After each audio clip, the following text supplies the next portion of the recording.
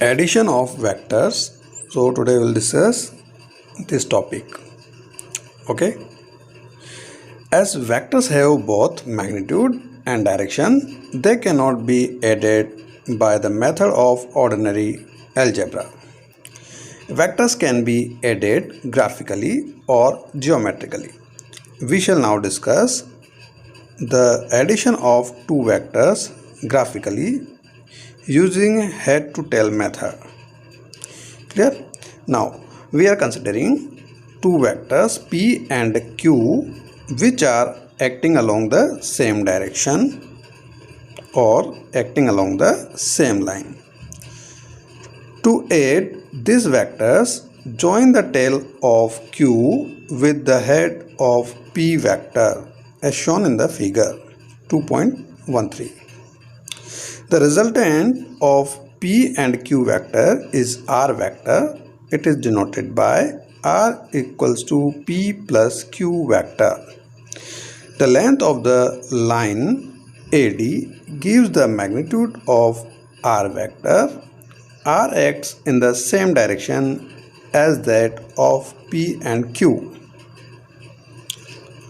In order to find the sum of two vectors which are inclined to each other, triangle laws of vectors or parallelogram law of vectors can be used.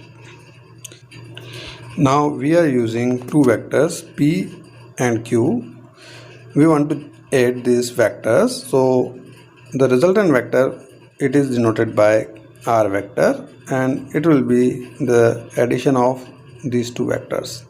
Okay, for joining these vectors we are using graphical method, in which the tail of Q, we are joining this tail of Q's vector to the head of P vector.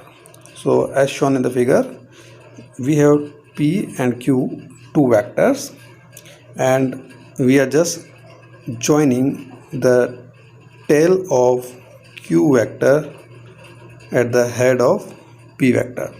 So you can see second diagram, the resultant is the sum of both these vectors. Okay, this one is the vector sum, not ordinary sum. Clear? So using graphical method we can add the vectors, and here the R vector is equals to P plus Q vector. This one is vector addition.